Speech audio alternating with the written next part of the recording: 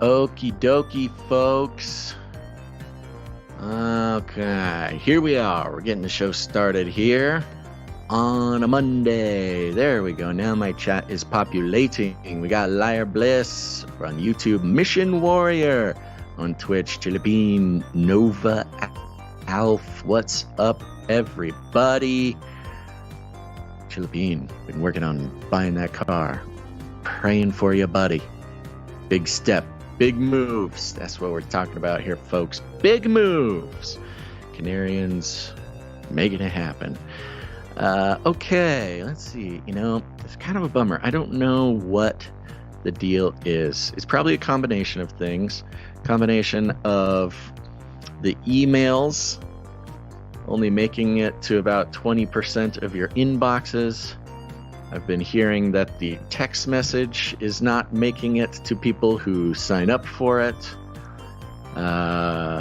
Social media stifling Canary Cry accounts, and YouTube not sending out, well, all these platforms not sending out notifications. It's a struggle, folks. It's a struggle. So make sure you sign up for as many of these notification devices that we have as possible. You can sign up for the newsletter at canarycry.party. That's a good idea. We send you all the art and all the news and the sources for every episode before every episode. You can also sign up for the text message alert system at 877-740-3226. That's right. Text the word Canary to 877-740-3226. And we'll send you a little text message before every show, just to remind you, let you know it's happening, give you a link to check out the show wherever you are in the world. That's a fun way to do it. Oh, it says Nova Alf, you got the text. Okay, happy to hear that. Liar Bliss got an X notification. That is the first time I've ever heard an X notification go out for the show. That's kind of nice. Over on the Rumble, we got the Racing Heart. Howdy. Rumble seems to be our current problem. We've been having trouble getting people on the Rumble. But anyhow, here we go, folks. We're going to get the show started. If you have left a rating or a review over the past couple of weeks, make sure to screenshot it and send it to canarycrysupply@gmail.com. If you send the screenshot of your new or updated review to canarycrysupply.com, you'll be entered into a fun little drawing Sir Ike is doing. No purchase necessary, but you'll hear more about that during the show. All right, we're going to get the show started, baby. Let's go.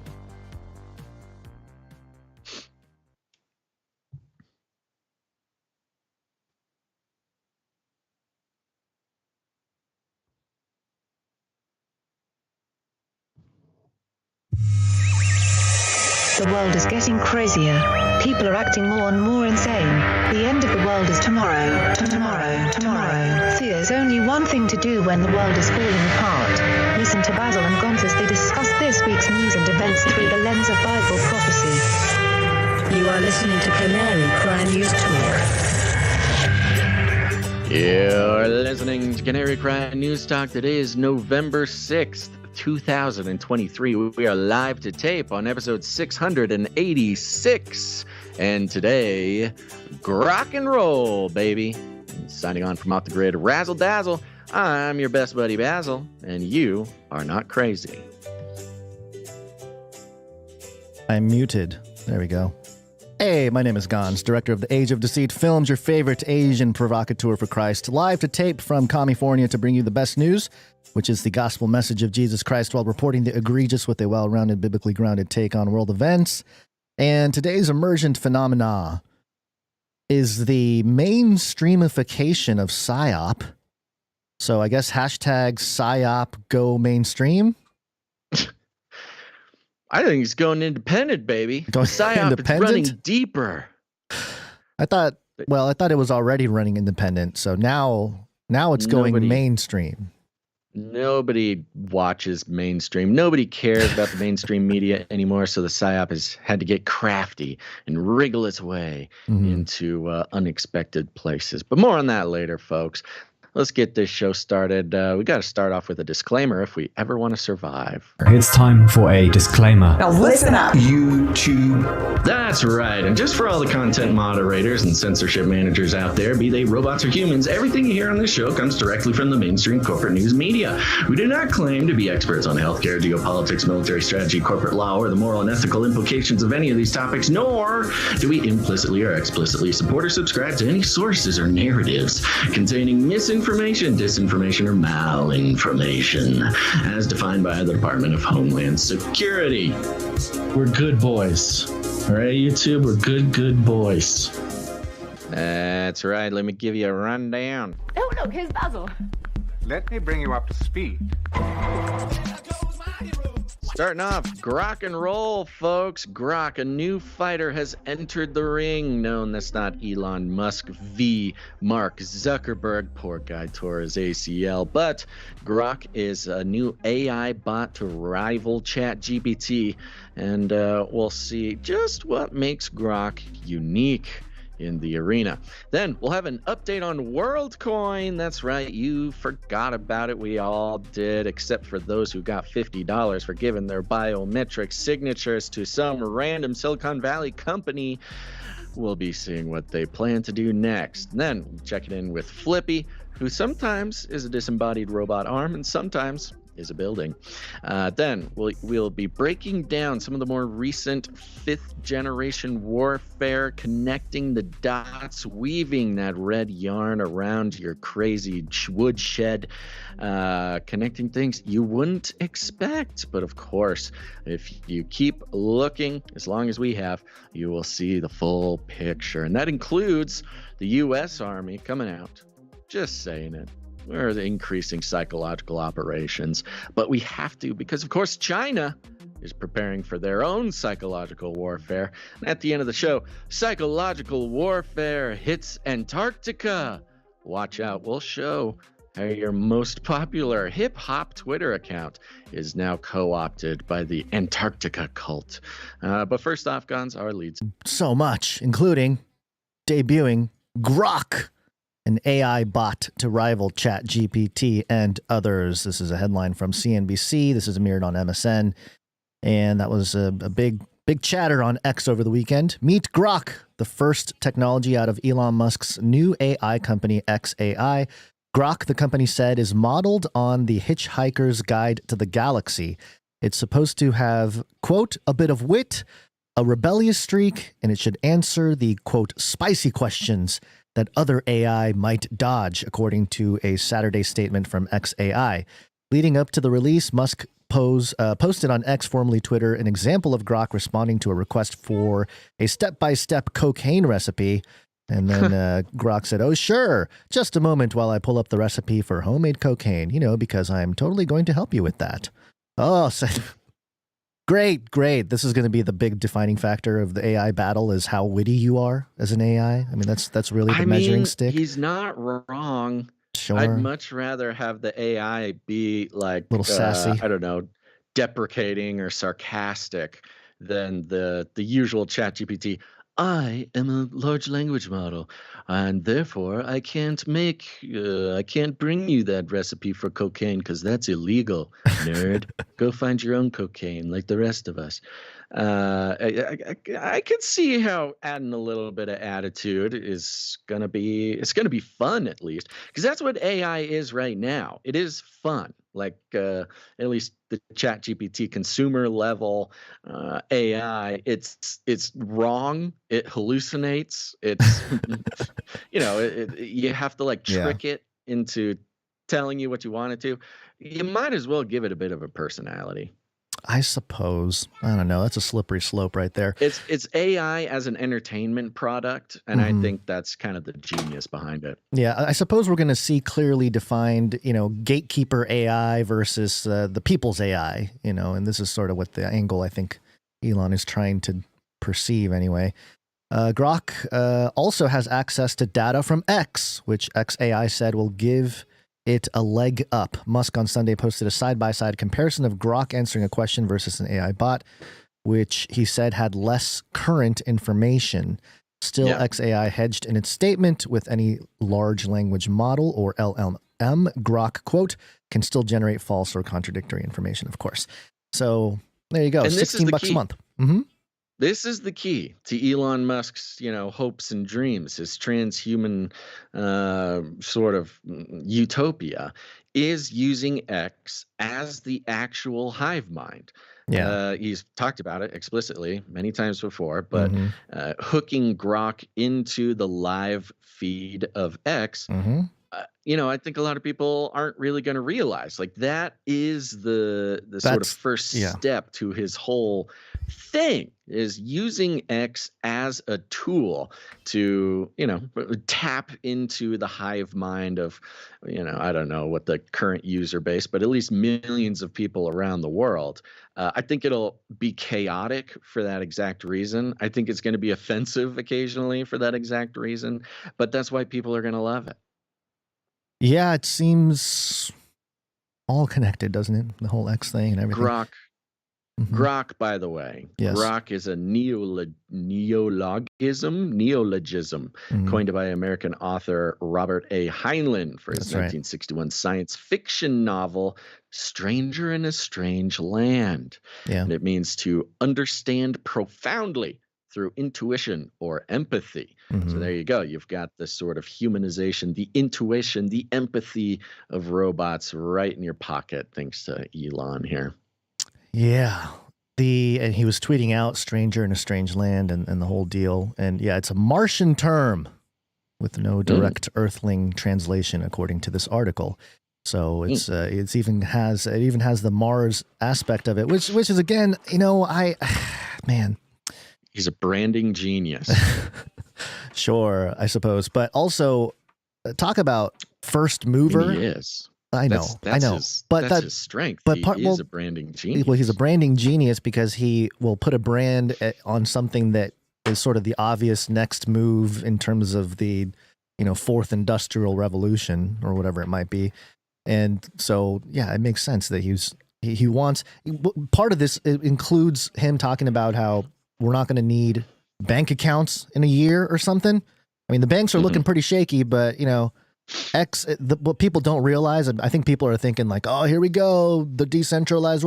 No, you don't become a money transfer holding type of situation, a bank basically, without the government knowing what's going on. So, for him to be like, down with the banks, come to X for your banking, give me all your financial data, is a little kind of deceptive in my opinion. But whatever, he might be a genius.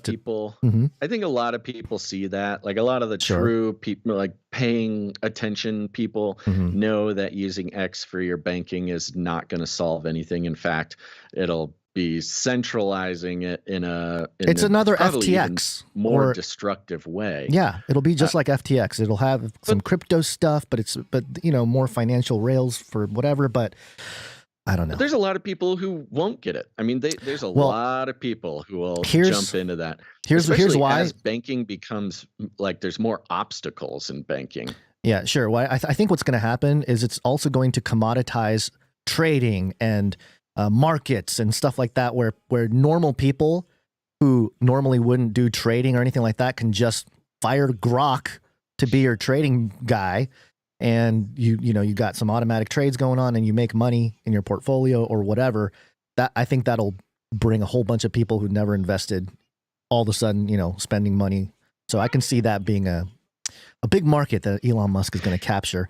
But it's all first market stuff. I think it is the Elon branding that is going to trick people into jumping on board. The one thing that I think is the reason why a lot of people sort of unsarcastically love what Elon's doing is because of his ability to give the illusion of cohesion in his life, in everything he does. I mean, it's one of the main contradictions of like American corporatism is they say one thing, they do another. They seem disjointed. They've departmentalized not only their companies, but they've departmentalized their lives, where they might be invested in, a military industrial complex company, at the same time trying to say that they're anti-war, while at the same time making a commercial for LGBTQ tennis shoes, whatever.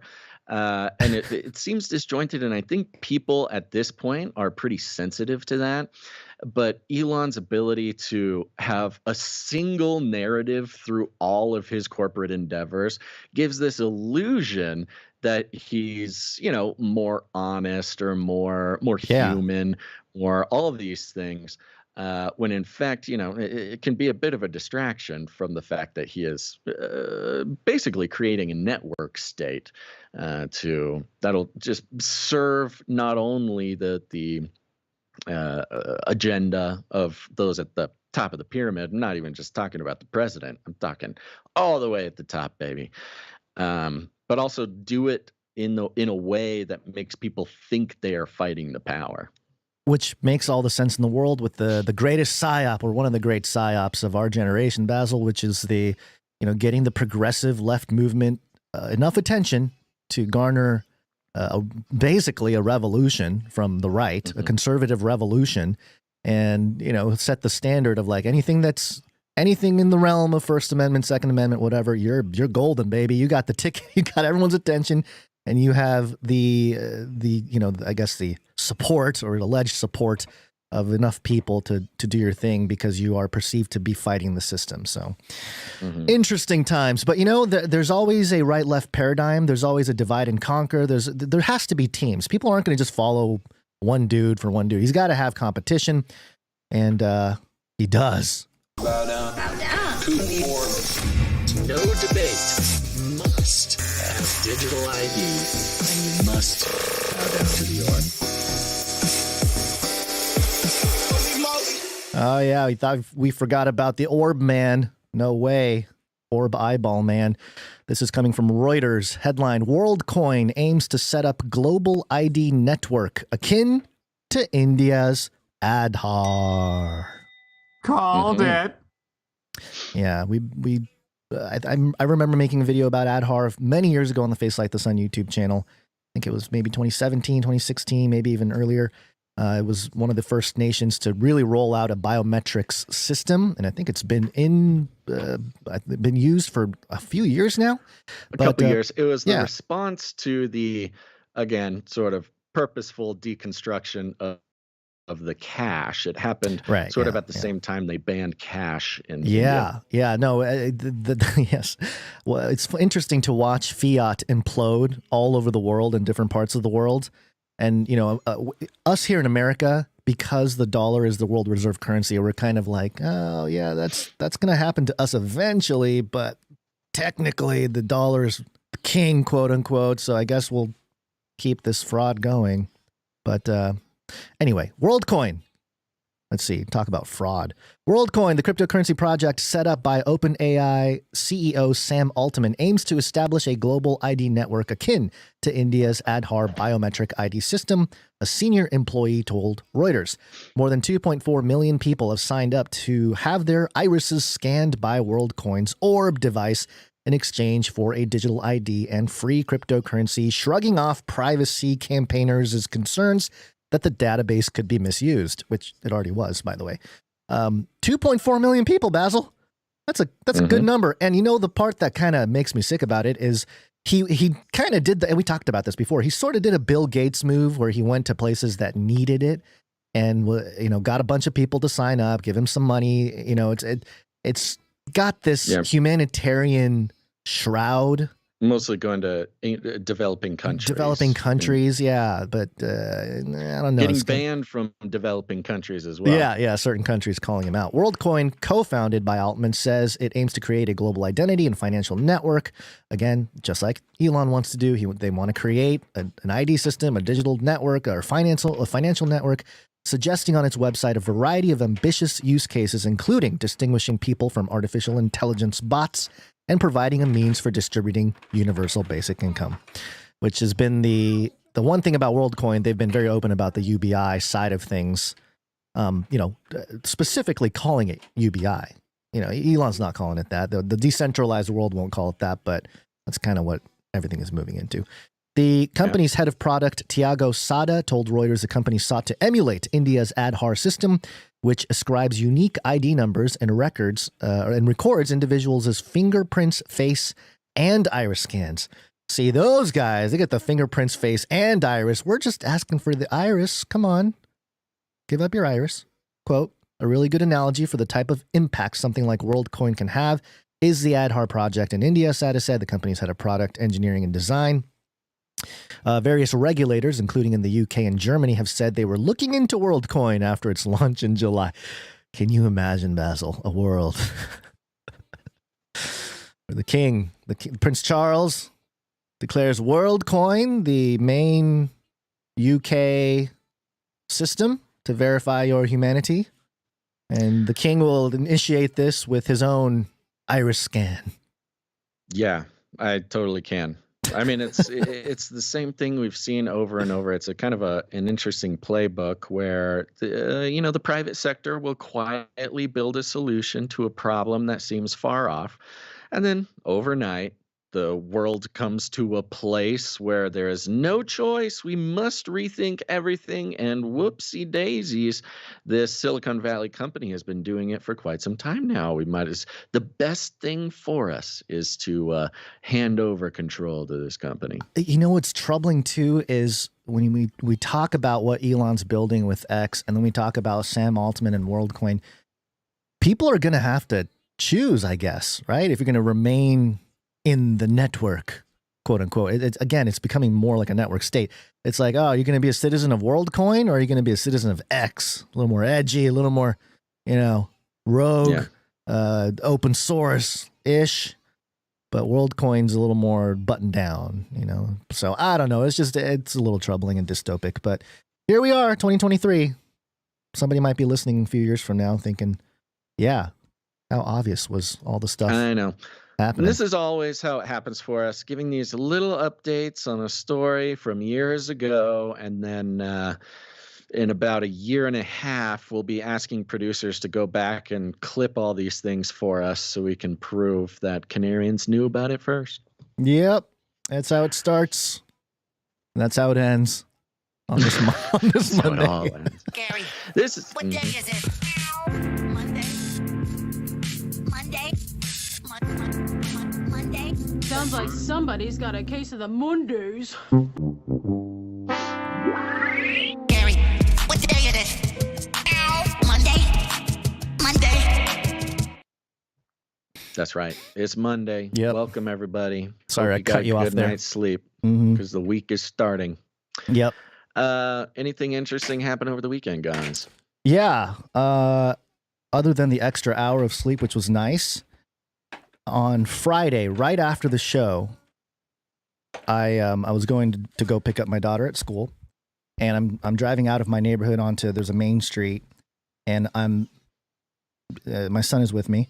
I'm in the far right lane. I'm about to turn right, so I'm the first car in the turn lane about to turn right onto this major street, and I'm looking up at the stoplight in front of me because it's, you watch it, it's green, cars are going. If it turns yellow, then red, you know that it's time for you to go. So I'm watching it turn yellow, and I said, okay, all right, we're about to get my little green arrow. Can't turn right unless it's a green arrow right turn. It's one of those. So the green arrow is about to go on, but right before it does, I look up, and I see a man, Basil. I see a man. I see a man clothed flying in white garments. No, he was not. Unfortunately, he had a helmet on. He had a full jacket on and everything. He was flying through the air. He was upside down, probably about 15 to 20 feet in the air. And my immediate reaction was, "Oh my gosh!" And I looked away. I didn't want to see him land. Yeah. But what had happened was a big white van ran a red light and rear-ended a guy on a motorcycle, and the guy on the motorcycle got launched into the air about 15, 20 feet. And and that's what I caught through, when I was looking at was this guy and it's been haunting me all weekend, Basil. Just the image of him in the air, and you can see his hands kind of moving, and he's obviously probably confused as to what's happening. And then, I can hear him scream. People got out of their cars and, started helping out. I called 911 just to, and then I heard some other people said they were calling 911. I didn't want to get out of the car because my son was with me. And if he wasn't there, I would have gotten out and made sure everything was cool. But I don't know. It makes you think about life, a little bit. That's horrifying. Yeah, it's crazy. Stuff happening right in front of you, especially California. You guys aren't used to that, but it's gotten more popular lately. Oh, yeah, I guess so. Yeah, it's kind of harkens to something I've been noticing recently, which is all the sort of mass violence trauma going on social media and the news, where it suddenly became an everyday occurrence to see some sort of horrible violence and gore online, where that used to, there used to be places where you had to go if you wanted to see the real disturbing stuff. But of course, since October 7th, it's become an everyday occurrence. Yeah. And not only are you being fed these but it's also kind of getting the algorithms going for showing you other atrocious images. It started out with of course, images from the Middle East, whether they be AI or real, just horrible things, getting people fired up, really activating that amygdala in people's brains. Yeah. But then the algorithms that were in place started picking up on people looking at horrible images, and it just started feeding the regular, horrible, gory images that you can find on social media. The threshold line moved, right? There used to be a threshold of this is about where people are comfortable with, and that line just got lowered over the last month. They're like, it's October, it's it's gore month anyway. It just started happening where it's you'd see a horrible image and it just had nothing to do with Israel Palestine. It's just the algorithms are like, oh, you liked that horrible image? Here's another one. Is that the one? Is that why you sent me that video before the show that said car drives through protest or something like that? And it was not that really in the video, but it was this hilarious. Yeah, I don't know. I almost thought about bringing that image to the show, but yeah, it was another one of these driver plows through Palestine protest, and you watch the video and it's just maybe 8 to a dozen protesters who are all spread out. They're trying to close down an intersection, so they're basically one person standing in each lane around the four sides of the intersection, with their Palestine flags, and they're making a ruckus, and somebody just very calmly just drives around the guy and drives through the cones and stuff, the other guy, and it's plowing through a protest, and people, even the audio on the video is screaming, people it makes a sound, because this guy is plowing through our protest. It was ridiculous. Well, there's the Blair Witch effect where the guy holding the camera is running towards the car, so it makes it look really dramatic, but actually the car wasn't moving very fast. It was kind of teetering over some stuff, 3 miles an hour. And the protesters, unlike a lot of the other protests where they will purposefully get run over, stand in front of the car, not give the driver any option, stand in front of the car while your friends are breaking the windows with a bat. Of course you're going to get run over. These people were moving out of the way and letting the car go by, but then just blood curdling screams that their protest had a car driving through it. Anyways, a little off the point, but yes, I'm sorry about your moment, but yeah, no, it's okay. It's fine. It's just one of those things you don't expect to see, and when you do see it, and the part that also troubles me was my son saw it, so he was explaining it. He was like, "Car hit the motorcycle," and all this stuff. So it was oh boy. Yeah. Whew, okay. Yeah, well, all right. Talk about mind control and trauma-based mind control. I was trying to implement coping mechanisms. Well, in a sense, it's actually good that you're still sensitive to that sort of thing. Because Yeah, a of lot of course. people out there, they're being so desensitized Yeah, that's to true. seeing violent things. So it's Yeah. good to still be a little sensitive to it. Yeah, I flagged BB, by the way, for sharing that horrific image. Come on, guy. Yeah.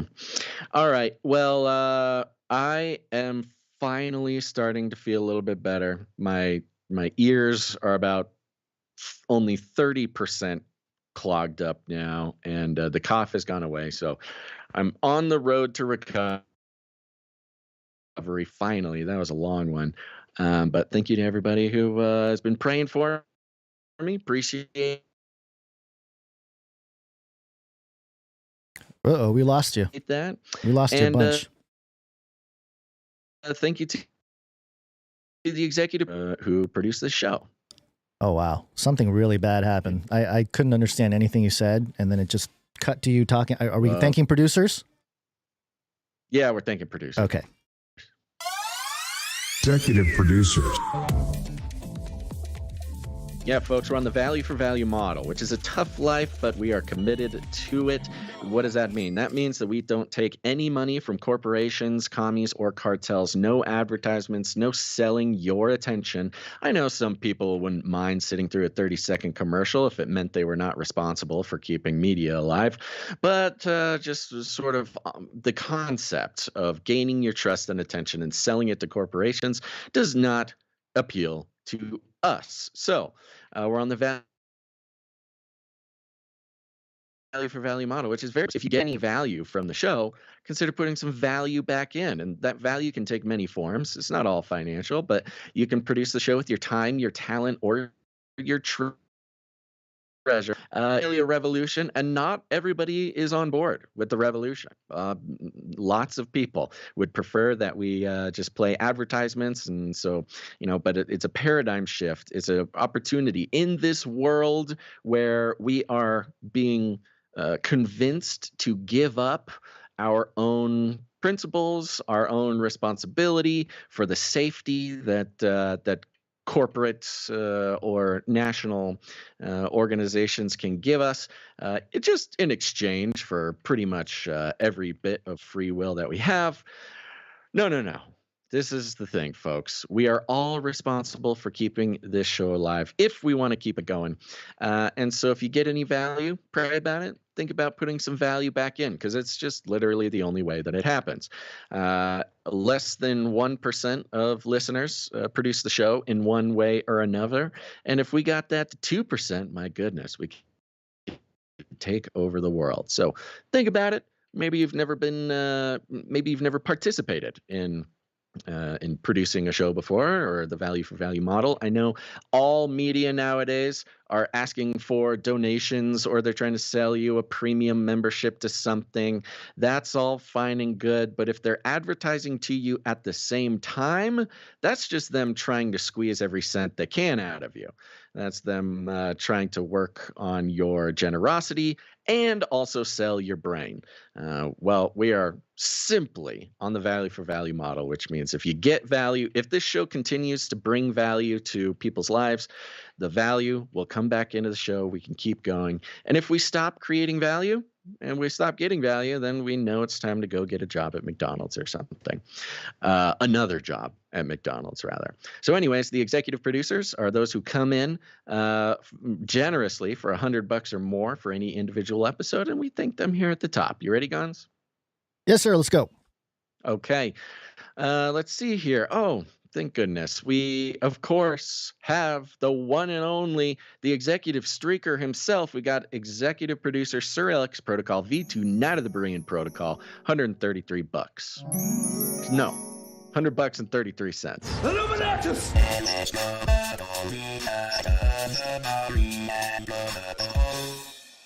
Yeah, there he is. He's on a 231 episode streak altogether, but a 27 episode executive producer streak. He's an executive firmament buster.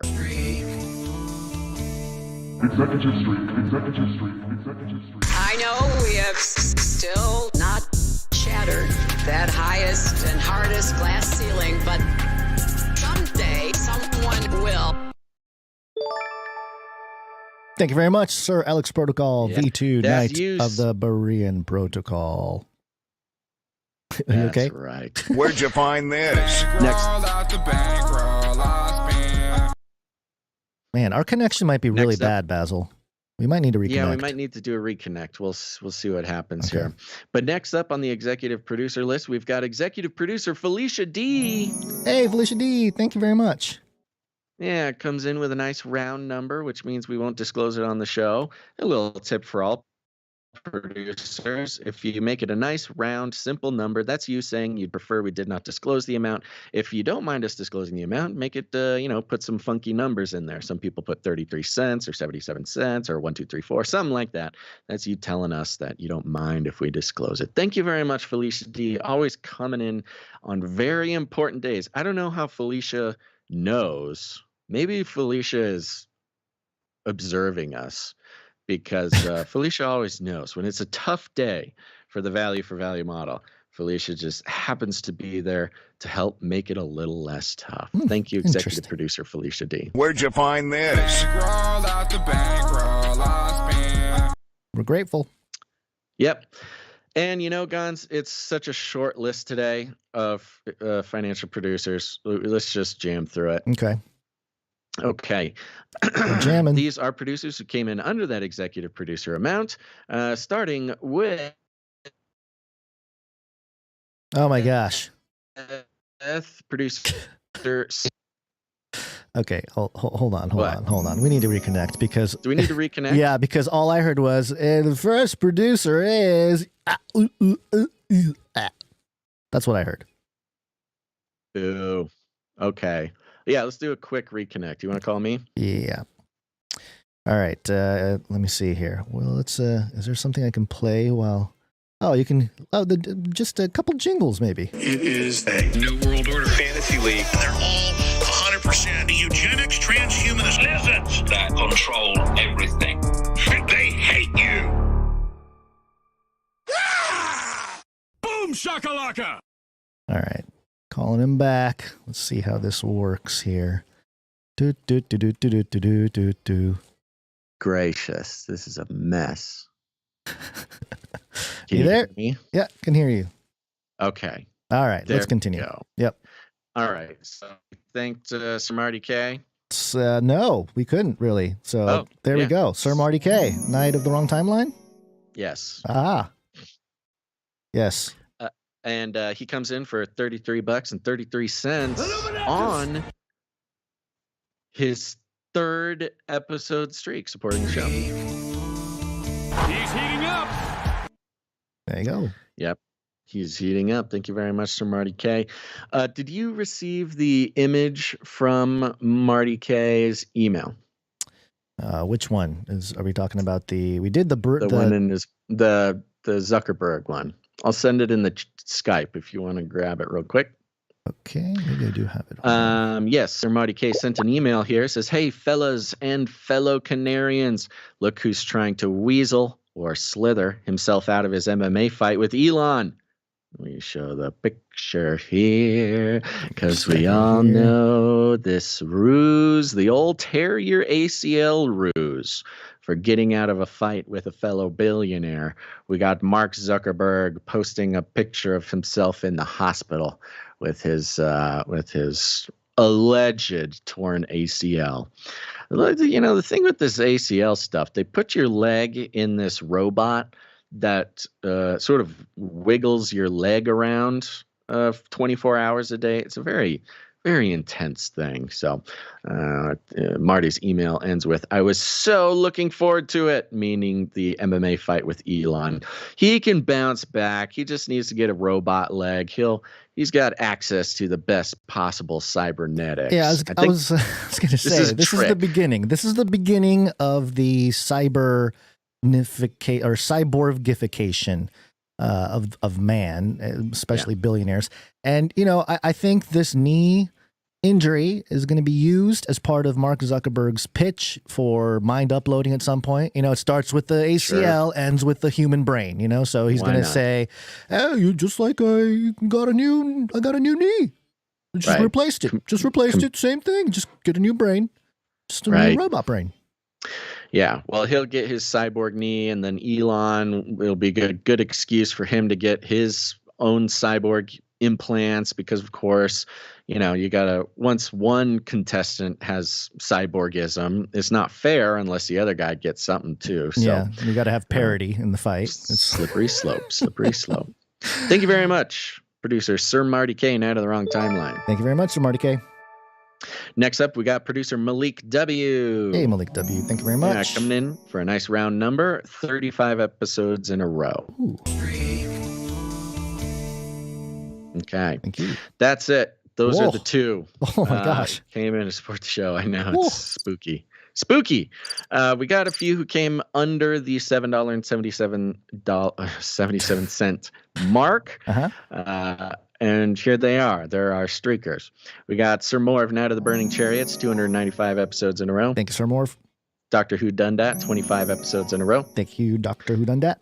Veronica D, 325. Thank you, Veronica D. Sir Scott, Knight of Truth, 349. Thank you, Sir Scott.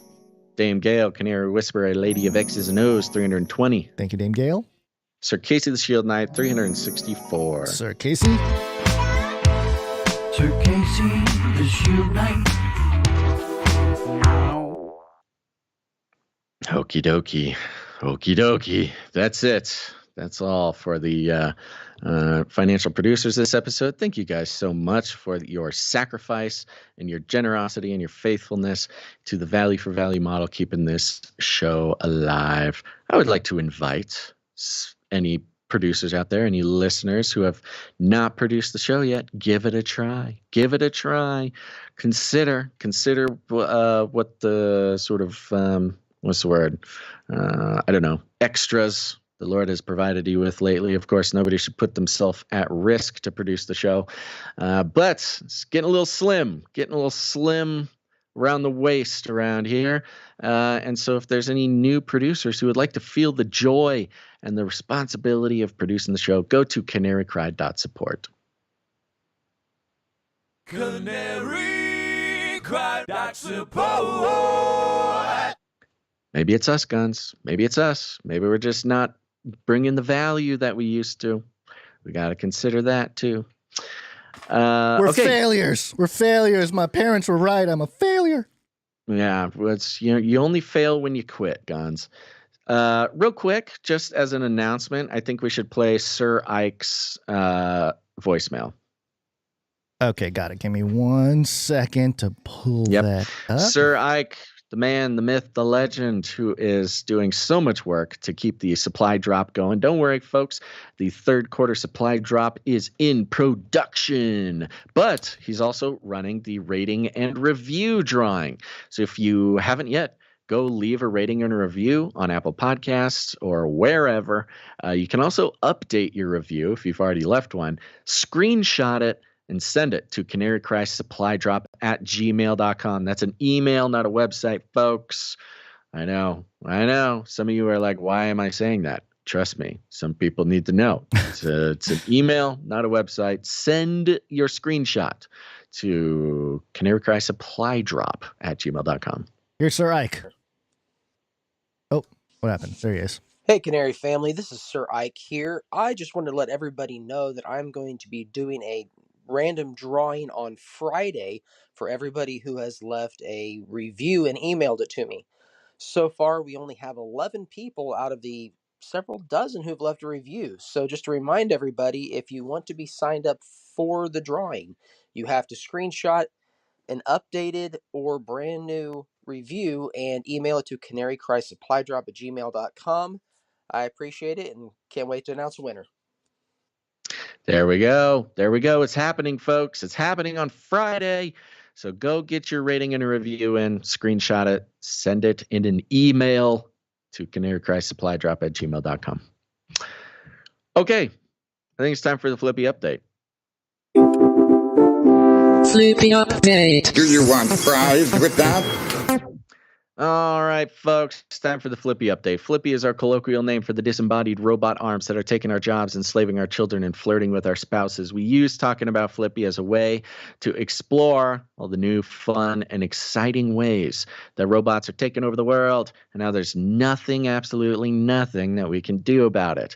This is coming from Microsoft Start, MSN.com. It's mirroring a CNN article. It says here, lost its soul. Campaigners decry renovation of Thailand's iconic robot building.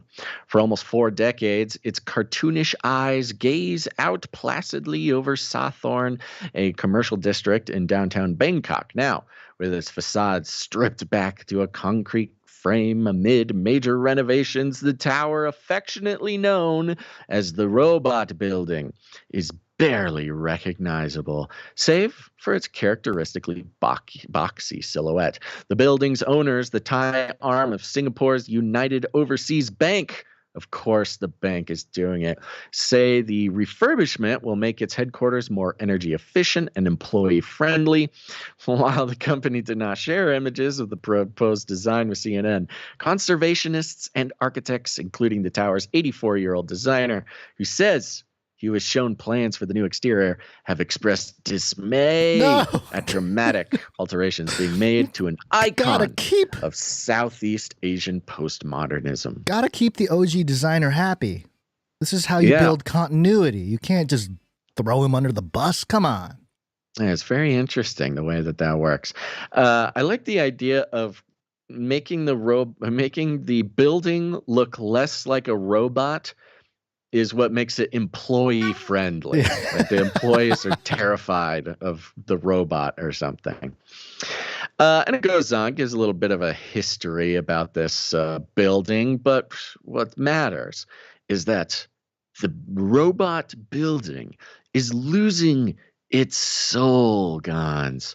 Its soul. We know the long-standing campaign to convince us that sufficiently programmed robots have souls. They need personhood. They are worthy of rights and legal protections. And in this case, look, I like the building. It's a fun robot building.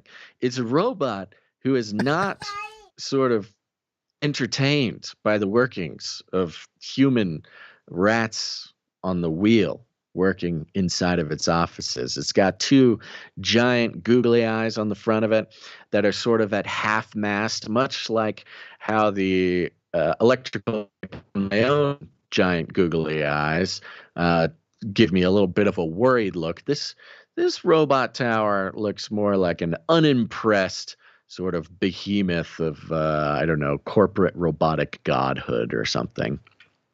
But the architect, Sumet, who's now retired, decried the defacement of his creation. He's the creator, Gons.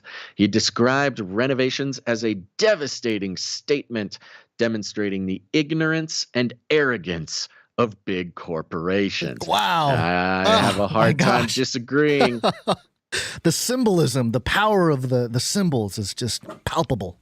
I know. These big corpos coming in and taking the life out of our architecture. In this case, we want a giant robot that looks over the business district. It's a beautiful symbol of, this sort of monolithic global corporate structure that seeks only to take power from the individual and transfer it up to a few elites. And this robot is so unentertained as this sort of enslavement of humanity happens within its own guts and around him that, he's sort of become a mascot.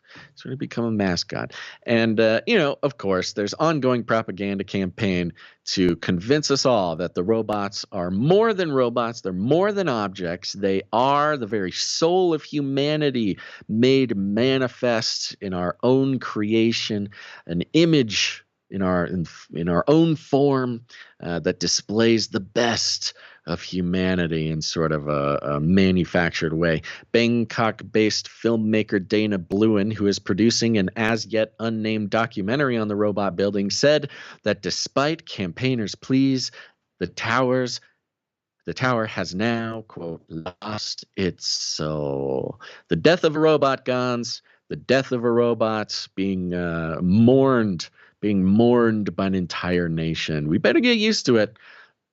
There's going to be, I think there will be, much like a Sophia type thing. Sophia is not charming enough, not attractive enough, not clever enough. What to about sort Ada, of the artist Ada? Yeah, I don't think Ada or Mika or any of them are. But one day there will be a robot that will become so internationally loved that its death, probably at the hands of terrorism by right-wing extremists, will really mark this sort of false flag of the personification of robots and push for the robotic rights of humans, or the human rights of robots. Either way, you get the point. One brick in the wall, folks. One brick in the wall. One tasteless, soulless brick in a wall that no longer looks like a robot. Yeah. Well, Dana Bluen, he better interview you for his robot building documentary if he wants actual perspective on some of this stuff. I don't know how good of a documentary this is going to be without your commentary in there. I don't know what he's thinking. I have a long history of the scholarly and academic study of robots in society. I'm a PhD in media deconstruction, and it's about time I start getting these calls to really get out in front of more eyeballs. I think, I'll bring a little bit of character to the documentary. What better to talk about the emotional effects of taking the googly eyes off of a building than a guy who wears googly eyes to work 3 times a week? When someone get a hold of this guy, Dana Bluen, seriously, you need Basil interview on this topic. This will create international attention. The guy who has been sentimentally really hit by the story, basically. Devastated. The other thing I was going to mention, which is not as good as a point as you being in the documentary. This is that weird hive mind thing where it's a building that looks like a robot. Humanity is just a node inside of a building, collaborating with all the other nodes to make things happen. It's very deep. Yeah. And then that's what is the soul of a machine, perhaps, is all the hard work that humans have put in, all the labor and capital that has gone into the creation of this code or machine that will carry out these acts. So, yeah, I mean, it's ultimately very much a hive mind type of thing, which is right on point with everything we talk about here. Collective consciousness.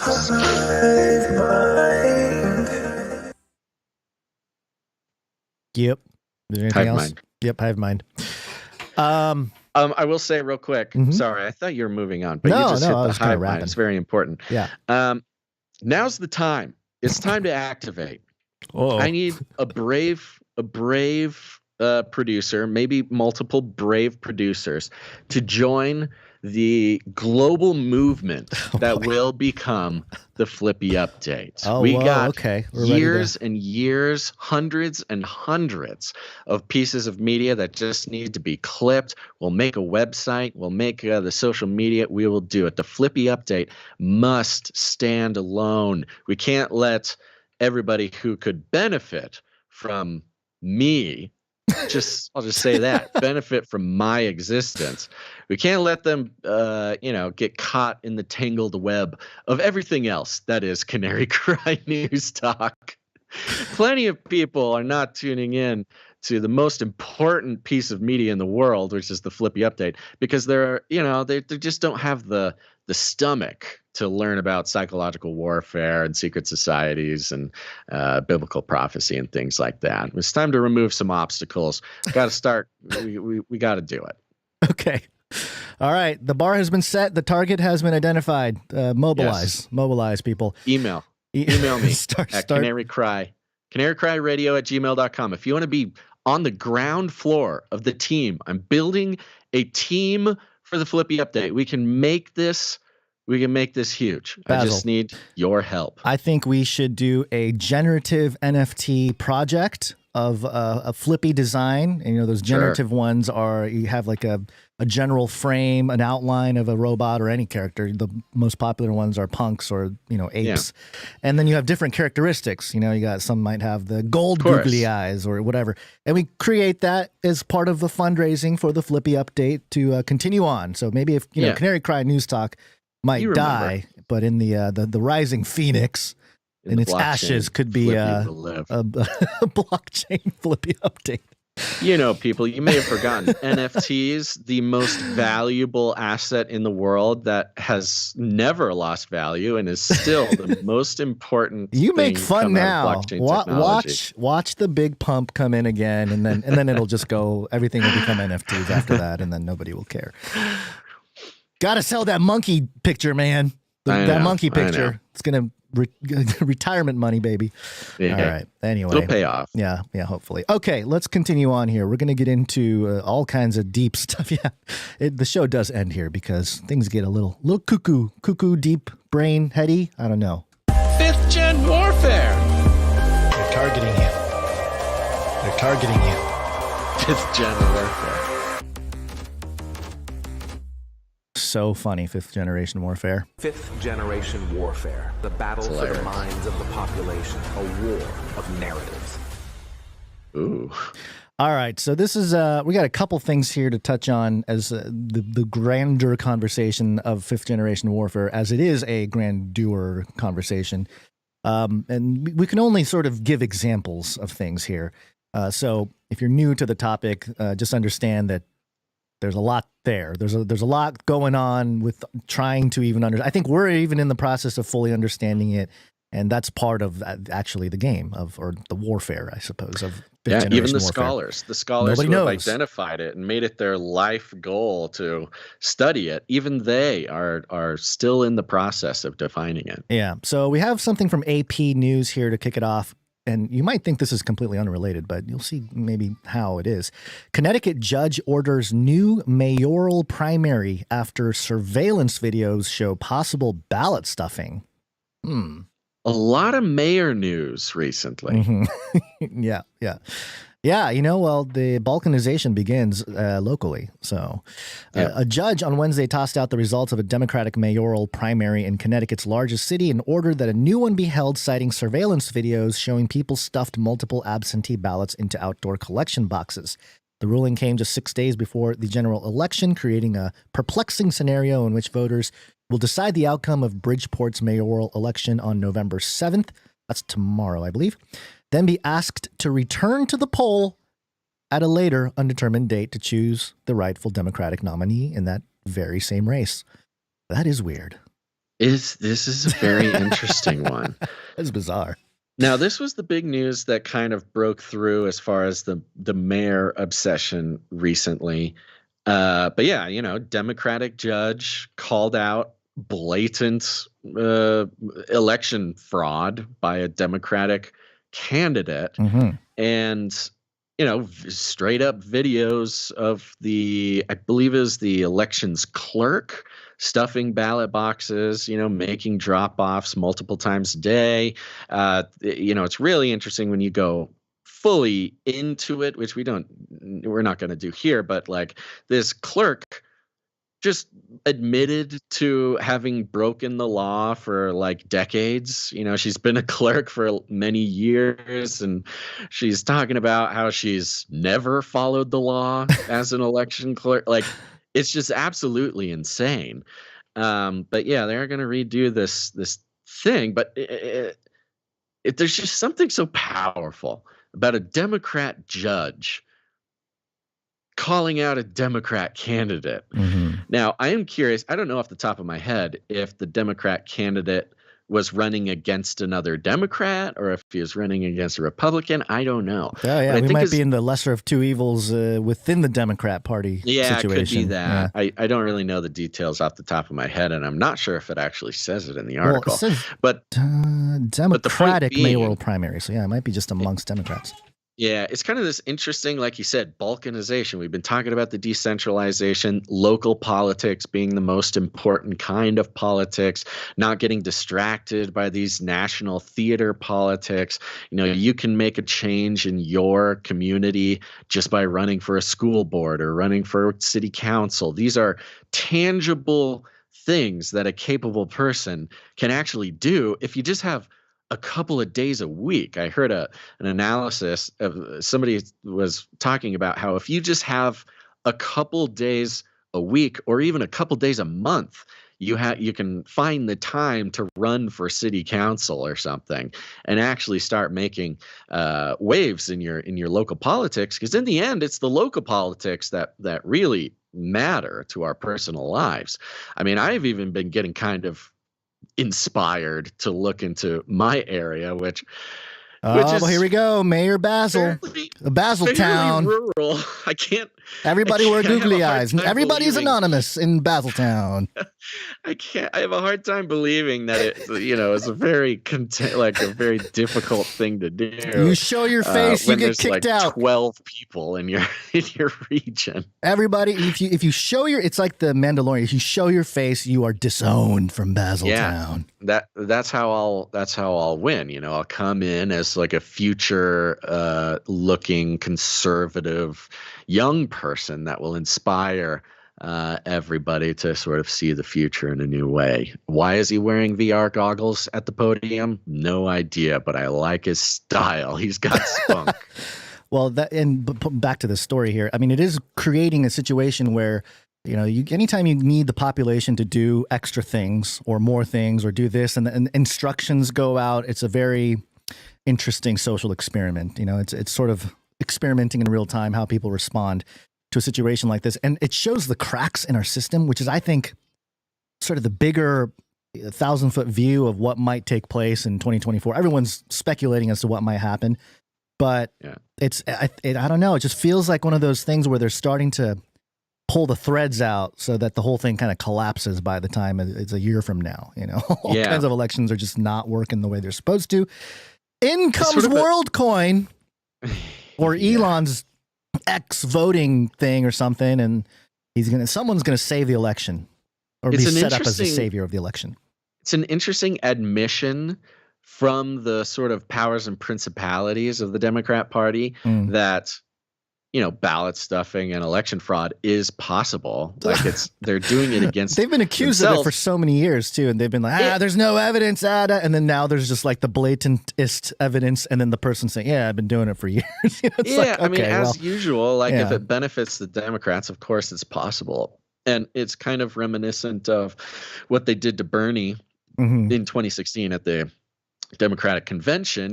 They pulled all the strings, they played the dirty game, they got Bernie kicked out so Hillary could run. And then people point back at that and like, guys, you do this all the time. And they're like, no, it's never been proven, it's false, baseless allegations. And you're like, look, you just did it again for this mayor. They only admit that it's possible when it's Democrat against Democrat. Right. Yeah. Well, speaking of mayors here, let's move on, because there's another moment, and this is more directly relating to fifth generation warfare. And this is coming from News Channel 5. News Channel 5. And this is Franklin Politics. Defeated Franklin mayor candidate Gabrielle Hansen doesn't see defeat. Imagines conspiracy instead. Yeah, what's up? Imagines. What's up, bud? News Channel 5, News Channel 5th Generation Warfare. Am I right, folks? It says here, defeated mayoral candidate Gabrielle Hansen, refusing to accept her landslide loss in Franklin's city elections, has now partnered with discredited election deniers in Arizona and claiming the election was rigged. Hansen, who was defeated by incumbent Mayor Ken Moore by a 4-1 margin following a scandal-filled campaign, recorded a podcast over the weekend with right-wing activist Lyle Rapaki and defeated Arizona Secretary of State candidate Mark Fincham. It's like a after game sulk session or something. What's up, bud? Are we screaming? Whoa, We're screaming now? Back to the screens? You know, it's interesting because, but back to back here, you've got these stories, the Democrats admitting that there was mayoral election fraud, but no, over here in Franklin, Tennessee, it's I'm assuming this was a Republican mayor. Yeah. That's just impossible. It's imagined. Yeah, right, exactly. And so there's some quotes here. Elections belong to the people. They don't belong to some government bureaucracy. And they go on and on here about, what happened, blah, blah, blah, blah, blah. Fincham said, let me start a paragraph before. Hansen lied to the podcasters, falsely claiming that News Channel 5 was, quote, paid a lot of money to run those stories. And there were stories about Hansen and some... I am sorry. I should have not been distracted and read from the spot here. Hansen's defeat followed a series of News Channel 5 investigations that included her association with self-proclaimed white supremacists and neo-Nazis, her lifting of social media images to falsely claim a group of diverse women as supporters, her bogus claims to have had inside information about Nashville's Covenant school shooting, and the hypocrisy of her having supported LGBTQ pride events in Chicago while opposing them in Franklin. But by Hansen's telling, none of that was her fault. Hansen lied to the podcasters, falsely claiming that News Channel 5 was, quote, paid a lot of money to run those stories, and falsely hinting that the money came from Republican State Senator Jack Johnson of Franklin. Fincham said, so we got a Republican version of it. Yes. Fincham said Hansen was the victim of what he called fifth generation warfare, citing a book from longtime Donald Trump advisor General Michael Flynn. Oh, quote, what they're doing is they're publishing bull poop, trying to make people think that it's legitimate, Fincham said. Then they recycle it and they recycle it and they recycle it again. And suddenly it becomes this urban legend that somehow transcends the truth. End quote. No one has challenged the accuracy of any of News Channel 5's reports. Well, that's not true. This person has. Yeah, not no one. You're reporting on the person that did it. Yeah. Hansen also sees a conspiracy in the record turnout of voters determined to ensure that she and her allies were not given the reins of power in this Middle Tennessee community.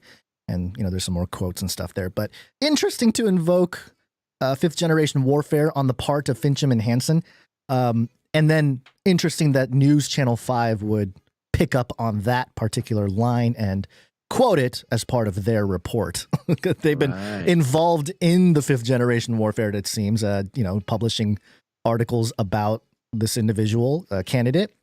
And, again, the power of localized organizations. You've got a local news agency here reporting about a local election and using this term. Now, this is interesting for us because, we recently started talking about this fifth generation warfare, did some deep study, did some deep presentations on what it is and how we see it around us.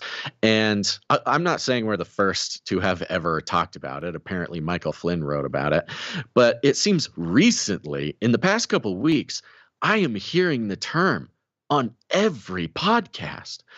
Everywhere I turn, every podcast I listen to, suddenly everybody's talking about fifth generation warfare. It makes me wonder if the sort of revelation about fifth generation warfare is part of fifth generation warfare. Because what you have here is this local news agency reporting on a local election and using the term fifth generation warfare as sort of a dog whistle to this crazy conspiracy theory idea about election fraud. To the conspiracy theorists, but it's kind of like saying, tinfoil hat. Like these conspiracy theorists and it might become like the next QAnon thing too, where they're like, they believe QAnon. And it'll be fifth generation. These people just think fifth generation warfare. Right. Which would be ironic. Soon we'll be having news. I very seriously think soon in the, national mainstream press. Yeah. You'll have CNN or Reuters or Politico. They will be publishing articles that are the new conspiracy theory about fifth generation warfare. Anderson Cooper. Well, fifth generation warfare, Yeah, it doesn't exist. What does it even mean? People have a hard time even describing what it is. It's like, yeah, that's what we're saying. But no, it'll be the new thing. It'll be the new anti-vaxxer. It'll be the new QAnon. It'll be the new whatever, tinfoil hat. If you believe in fifth generation warfare, somehow you've been influenced by Russia or China, which is hilarious because, of course, if you are aware of fifth generation warfare, you would admit that Russia and China would be involved. Oh, speaking of which, yeah, let's slip from fifth generation warfare right into Psyop because they're kind of the same thing here. Psyops. And go to this article. Oh, let's see. Let me make sure that I have the correct one because there's a lot of different opinions and people seem to be getting up to speed on what's happening, as far as the greater, situation at hand in the world. The whole idea of things aren't what they seem or what you've been taught, all that kind of stuff. So it's interesting. It's an interesting time. But the Military Times published this opinion piece by Colonel Robert Bob Curris, the retired colonel there. And I thought it was a very interesting take, so I want to bring it to the show here. The headline here: the Army needs to invest in psychological operations, not cut them. Okay. The United States, as a global superpower, finds itself at the critical juncture in the evolving landscape of international security and geopolitics. Could kind of stating the obvious there. The post-Cold War era, characterized by U.S. preeminence as the lone superpower, has given way to a world where great power competition, which refers to a competition between the U.S., Russia, and China, has reemerged. In this complex and volatile environment, the U.S. faces a myriad of threats ranging from traditional military challenges to asymmetric warfare, cyber threats, and operations in the information environment.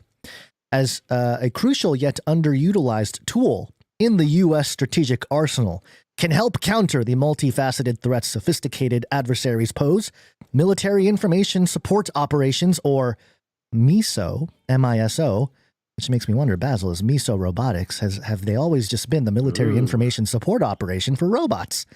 MISO, carried out by Psychological Operations Forces. In layman's terms, MISO is designed to develop and convey messages and devise actions to influence select foreign groups and promote themes to change those groups' attitudes and behaviors. So there you go. I mean, again, the awareness is pretty high, but to verbalize it and write it up in op-eds and stuff like that, I think more it's the idea of a psyop and what it is, how it works and stuff is becoming more common vernacular in our age, which is very interesting. These activities fall under the umbrella of U.S. Special Operations Command. While other countries have been making significant investments in this domain, the U.S. military psychological operations capabilities, in contrast, have been severely constrained by a lack of adequate funding and resources. Now, I'm wondering if that's true or if the research and the funding and everything else is going into the maybe the purposes or the interests of a very few and not for the benefit of the American people, because there is I guess you can argue that there could be some, I don't know, positive things that can come out of the research or whatever, but it's just kind of an interesting take. Psychological operations were subordinated to the U.S. Army Special Operations Command upon its creation in December 1989. Army Special Operations Command is responsible for ensuring psychological operations forces are ready for military information support operations. In the Cold War era, the Department of Defense developed a comprehensive strategy for psychological operations that went beyond propaganda. This strategy included establishing specialized units, developing cutting-edge technologies, and creating sophisticated methodologies for influencing target audiences. These capabilities were actively deployed in various theaters of conflict, from the jungles of Vietnam to the rugged terrains of Afghanistan. A 1985 Pentagon study called for increased funding, improved joint coordination, and greater utilization of psychological operations in peace and in war. That's interesting. It's like, hey, roll out the psyop during peacetime, folks. Just keep the war psyop for when war is happening. In a gradual process that started in the 1990s, military strategy has shifted, moving from information warfare to more conventional forms of warfare. Budget documents from recent years show a decline in funding and personnel. Recent reporting indicates that there are conversations to dissolve unfitted billets and enablers within Army Special Operations, but it's not clear what the reduction to the PSYOP force would actually be under proposed cuts.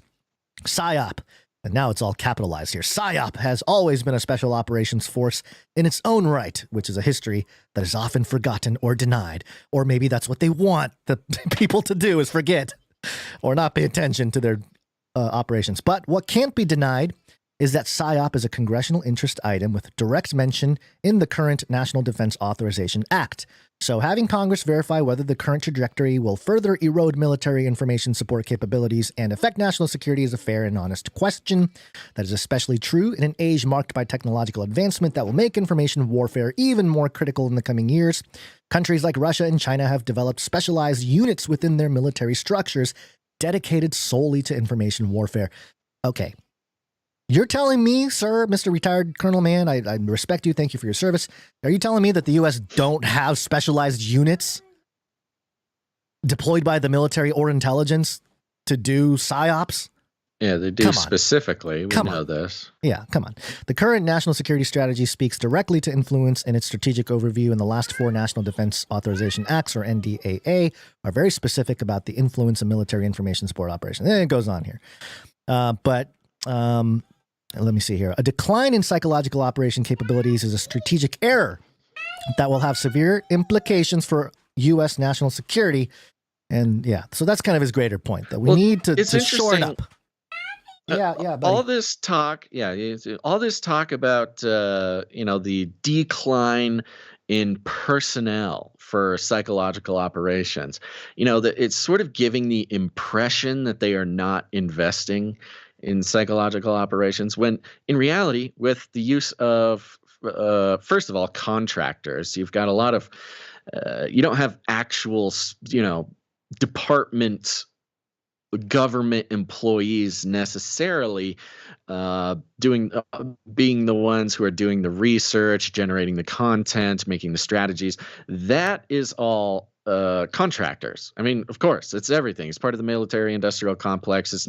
You're not actually having government employees doing the work. You're contracting out to big technology companies at this point.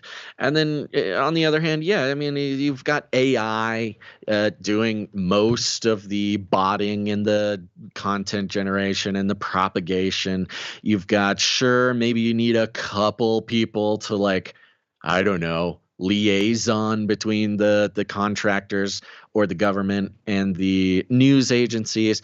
You've got it's silly. It's on its face. It's incredibly silly, the message that this writer is putting out, that because there's not names on a spreadsheet, or that there's less names on a spreadsheet, that psychological operations are going down. It's going down because in the 1980s and 90s, you had to have actual people writing articles in, whether it's overseas propaganda. You had individuals stationed in various countries. You couldn't send an email or something to a news organization or something. You had to have they didn't have emails back then? Well, I guess the military did, but that's a different story. It's sort of this childish, easily sort of deconstructible facade he's making here, that we're so behind on PSYOPs. Oh no, what are we going to do? We must fund it more. Of course, the problem, reaction, solution of his sort of vacant breakdown of lack of PSYOP budget. The problem, reaction, solution is fund more PSYOPs, which of course they're going to do.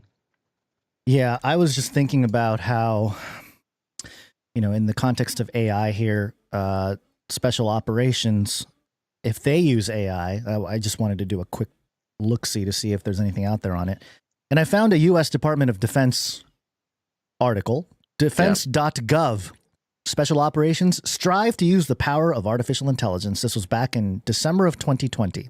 Yeah. So they're clearly using AI for their operations, which means they're probably using AI for the PSYOP. And then there was the article that that we covered maybe January or February, and it was like a Financial Times article where it listed some companies that were AI based in China, and it mentioned, the sentiment was, hey, don't worry. There's only one Chinese AI company assisting U.S. military intelligence.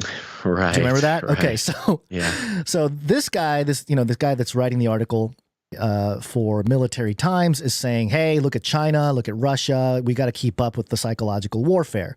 So comes the people that are doing it, but we need more funding, basically. Meanwhile, their whole thing is tied in with China in a sense. I don't know. I haven't followed up on that trail there, but at least earlier this year, there was that report that a Chinese AI company was assisting in military intelligence operations, or building out some things. So what about that? Like, why isn't that being addressed? Why isn't that being brought up? So I don't know. It's always more going on than what it seems, and this appears to me like a retired colonel that writes for a military magazine, trying to shape the sentiment for more funding for a branch of the military-industrial complex there. So yeah, I mean, you almost pity the PSYOPs departments. Yeah. Like, oh, you need more funding if we really want American exceptionalism on the global scale. We need more money for the PSYOPs, and the public can be like, yeah, let's fund more PSYOPs. It is kind of interesting. It's like a weapons thing too, because back, I'm just kind of relating it to older times when if a country or nation or a people are attacked by people that have greater technology, well, how do you defend it? Well, we've got to have something to match it, right? So we got to invest in our own military or our weapons or capabilities. And it's sort of the same thing, except it's not like actual physical weapons. It's a strategic department that makes memes or something. Like, it's just like a weird psychological operations office of some people sitting in front of a computer. That's warfare now. So there you go. That's that. And just to kind of tag on that is actually news from China. Chinese news! This is from The Diplomat, and the headline here: China prepares for psychological warfare. Yay. Okay, well, I'm glad to see that I did not look at the date of this article, because it is dated August 14th, 2013. It makes total sense, actually. Yeah. It would be weird if it had just come out. Yeah. But it's interesting because, we've seen the media report on, maybe they don't use the word PSYOP per se, but they have been talking about, misinformation, fake news, stuff like this coming out of China. Don't believe anything China. Even Chinese people can't believe what China says. They close the internet. They have their own internet. It says they've been talking about the information ecosystem in China for so long, and it's interesting because here we have, back in 2013, China prepares for psychological warfare. And here we are 10 years later, and we're just kind of seeing this mainstreamification of the idea of fifth generation warfare, psychological warfare, the admission that our NDAA sort of omnibus bills are funding this, that this is active right now. We've been seeing it in the Israeli-Palestinian sort of coverage. It took the media 10 years to be able to, talk about it happening in America. And if they are talking about China and their psychological warfare back in 2013, you can pretty much guarantee that we have been in this fifth generation war for probably 10 years or more.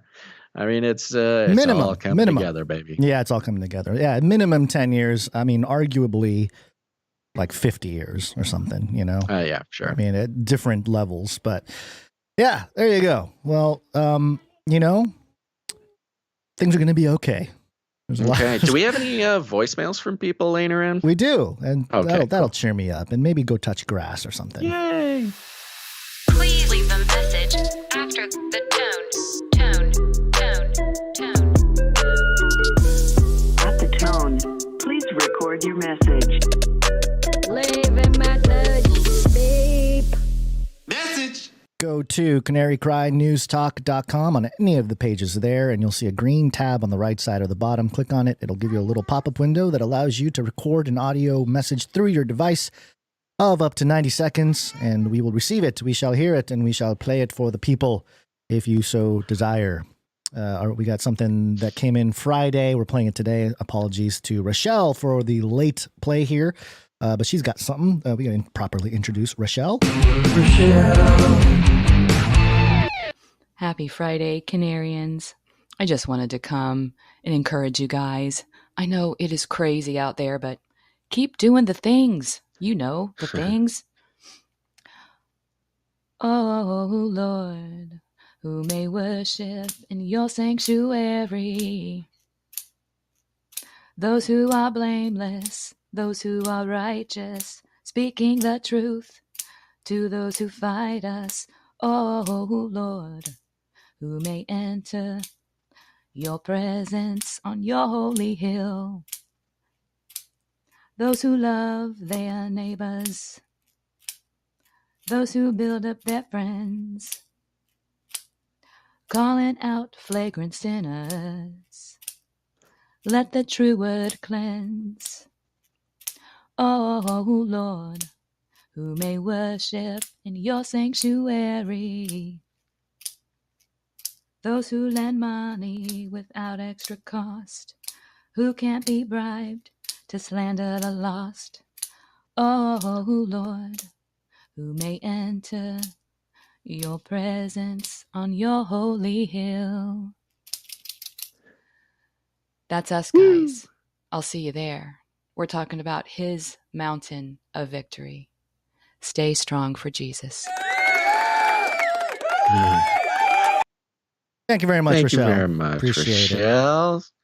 Oh, it's nice to have your voice back. Yeah. All right, here is, I think he goes by SGED. That is Silly Goose, Elder Dave. Hi, guys. SGLD here. Couple of things. First, why in that picture does Basil have a Telecaster and Gons, you got a crappy acoustic guitar?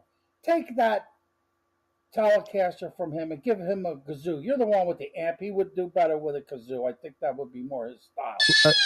And secondly, Gonzo, why don't you get some good old-fashioned Hanna-Barbera, Pixie and Dixie, Huckleberry Hound, Yogi Bear cartoons. They're very benign with some real monsters and some Rocco's Modern Life. They're nice cartoons from back in the day. They're not pushing an agenda on the kids. It's just good old fun. I've been there, done that. I know these things. So why don't you give that a try, unless you got some kind of a philosophical opposition to this sort of thing. But you might want to look at that. Alrighty then. God love you. I love you. And have a nice day. Thank you. You must have Silly been Goose talking Dave. about a thumbnail from the last show or something. Yeah, I pulled it up for those of you watching, but yeah, there was a couple episodes ago. There was the duo, the duo image of you and I. It was the Margaritaville. The guy who sang Margaritaville. Yeah, Jimmy Buffett. Jimmy Buffett, thank you. Yeah, the Jimmy Buffett style where you're playing the Telecaster there, and I have the acoustic guitar. And I appreciate Silly Goose Elder Dave there recognizing who should be playing the electric there. Nothing wrong with a kazoo. The other thing, I was checking out Rocco's Modern Life. 1993 to 1996, a wacky misadventure of an Australian wallaby and his friends as he finishes his transition to American life. Rocco's Modern Life is not for children. That was the weirdest show, man. I don't know. The shows, the Nickelodeon shows when we were kids, it was weird. You go back and see those, you would not appreciate the sort of, I don't know, grotesque nature of some of the I'm seeing some messages in those. I don't think my 3-year-old is ready for this. Just looking at some of the imagery there, might be a little scary. Yogi Bear, that's something else. Yogi Bear, we can good probably, old fashioned, old school American propaganda for your kids. Rocco's Modern Life. That was when kids shows were kind of bordering on this strange postmodern sort of grotesque melancholy, I think, is kind of how I would describe a lot of the shows when we were kids. I mean, that's why kids weren't allowed to watch some of these kids channels, is because Rocco's Modern Life was weird. I'm trying to think of Ren and Stimpy was another example. Ren and Stimpy was huge when I was little. Humongous. Real Monsters was like another weird, gross one. It was kind of that grunge 90s aesthetic in cartoon form. There were some weird shows back then, man. Yeah, I guess it all sort of culminated with The Simpsons and South Park and Family Guy, and those became the cream of the crop when it comes to the genre. But this came a little older. That's what I'm saying. Came a little later as the millennials started, coming of age. That's what sort of brought on the popularity of things like South Park. Specifically. Well, there you go. Thank you very much, Siligoose Elder Dave, for all the observations and opinions. We appreciate them as always. We have something from the Sentinel. Hey, Basil and Guns and Canary Cry family. It's the Sentinel. 2 quick notes about audio and about the supply drop. Disinfo Dark Lord, a couple episodes ago, Netanyahu's audio did not come through. This happened in a previous episode with another clip. I didn't think anything about it until this one happened with Netanyahu. And then also from Wednesday's episode, November 1st, the disclaimer audio did not come through. I'm listening on Spotify. I'm not sure if anybody else has had that problem, but just wanted to let you guys be aware of that. And then regarding supply drops, I know you said that some people have been receiving supply drops, even though they haven't been paying, and it hasn't been giving you guys updates. Something that might be happening, and this happened to me, was when I switched cards, my supply drop no longer was working, and it was one of those things that fell through the cracks. So even though I didn't receive anything after that, I'm innocent, right? They're coming after me. But yeah, since I didn't follow up well, that I thought I was supporting for months when I wasn't. So that might be happening with other people too. And maybe that's just something people need to go check right now. So love you guys, praying for you guys, and keep up the good work. Thank you very much, the Sentinel. Yeah, this is something we've seen a variety of things. We've even seen PayPal just stop. People sign up, and PayPal for no reason will just cancel their subscription. There's lots of things going on. I'm going to send out an email to everybody who will be taken off the list. This is partially kind of due to having to use multiple different payment processors for to mitigate the risk of getting kicked off one. There's a lot of different things going on. Just so everybody knows, if you're signed up for anything, like any recurring donation through PayPal, you can just sign onto your PayPal account and take a look at your subscriptions there. For those who are signed up through our other payment processor, if you go to the supply drop site or the t-shirt site, there should actually be a button that says manage your account, and you can check, see if your card still works, see if it's still been working, and then change your subscriptions if you choose to. But I'll be sending out an email to all of the redliners, as we're calling them on the spreadsheet. Because if it was a mistake, we want to make sure everybody has a chance to make things the way they want them. But yeah, thank you very much to Sentinel. Very thoughtful. Also, first of all, I have to say, the one censorship-resistant digital form of money is Bitcoin, so there is something there where you can support us with that as well. But I just want to put myself in the box of shame. I apologize to the Sentinel and to any listeners out there who may be confused when there is silence on the RSS, and there should be something playing, and all you hear is Basil putting on chapstick, breathing. Chewing on his fingernail, yelling at his cat, something else. That's my fault. There's some routing things going on here, and I have to manually do some things at the end before publishing on RSS, and sometimes I fail. Basil. I'm a human being. Maybe I should just create an AI agent to do all the post editing. Probably should. But you've been changing the system recently. I did, yeah. These are all little bugs that have been kind of getting worked out as we go. We'll fix things. Hopefully it doesn't continue. But thank you for letting us know as well, because it does help to know that I'm messing up, so I pay more attention when I'm doing it post. Yeah. All right. Okay. Are we going to thank some producers coming in with their talent? Is that what we're doing? Let's do it. All right. Let's start with audio production. Audio production.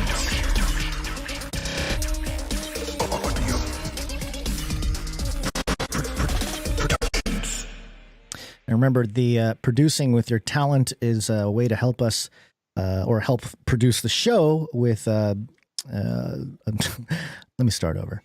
Producing the show with your talent is helping us build the culture behind the community here. It is your contribution to the value for value model.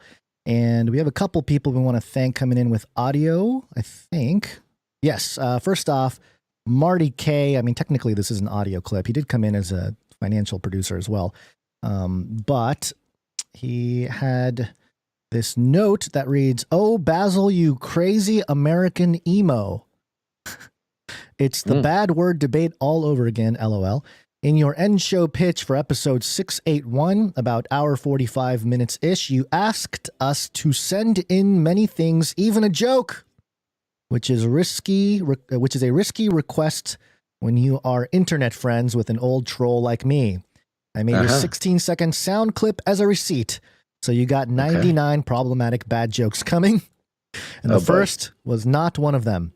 See what I did? That's an OG Jay-Z hip-hop joke. Hashtag mansplaining.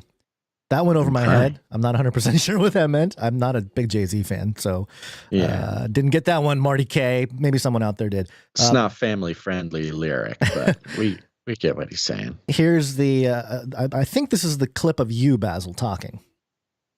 And it works, folks. You make art for the show a couple hundred episodes in a row, you become a master at whatever you're doing. Or if you just want to have some fun, make a little joke, send all your art into the show by going to canarycry.art. Yeah. I see. Okay. I see. So you kind of did say. I think I was referring to like visual jokes or artistic jokes. Okay. But I have no problem with Marty K sending jokes in. Yeah. The dad jokes are great. Yes. I think he usually has some kind of visual to go with it. Sometimes the punchline is a visual, Yeah. The problem with jokes in their written form is if you have somebody else reading your joke, jokes are mostly timing. It's a timing thing, delivery. Yeah. And if I don't know how to deliver your joke properly, it's not going to work very well. But yeah, I have no problem. Oh man. Okay. So thank you for that. We also have something from Little Owen. Little Owen is back. I didn't see a note from him. He just sent in troubled. 2 Corinthians 4 verse 6 to 10. We'll play just a few seconds here and get a feel. Trouble on every side. You're not distressed. We are perplexed, not in despair.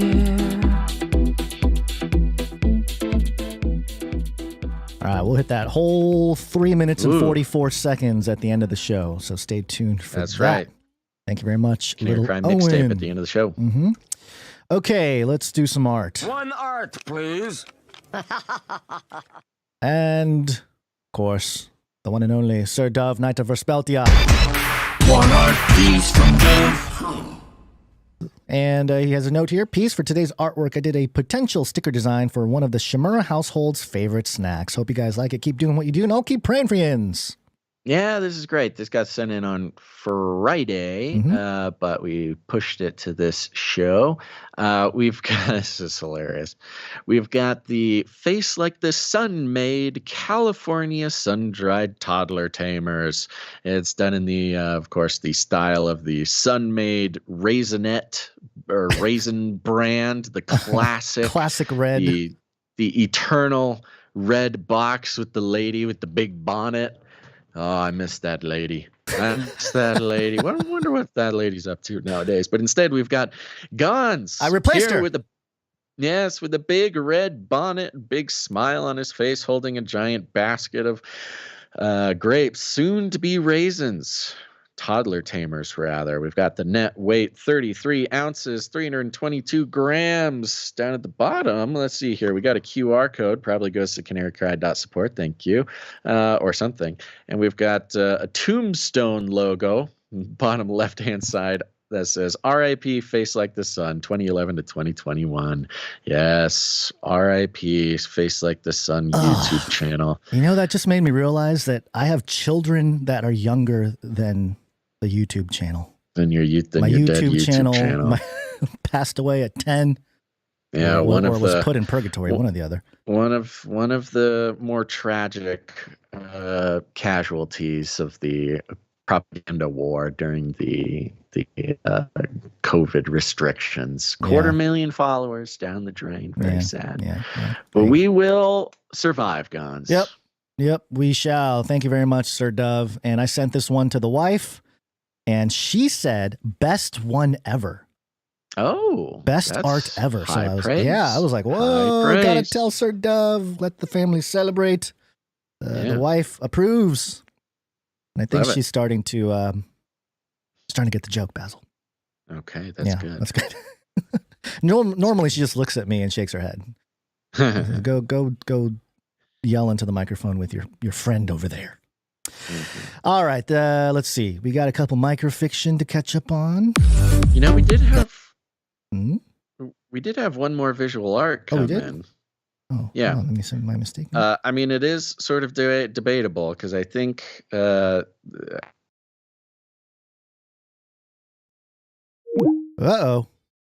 completely lost Basil there. All right, hold on. Give me a second here. Let me see if I can get Basil back online.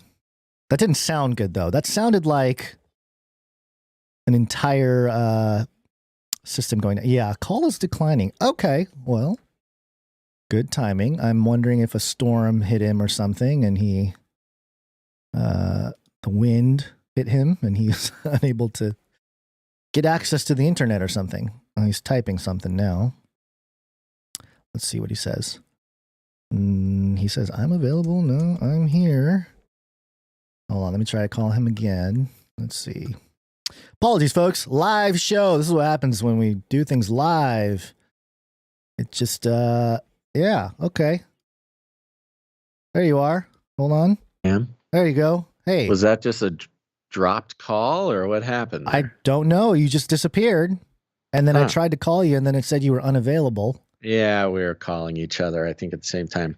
Let's see here. You said there was another piece of art. Yes. I didn't see anything here.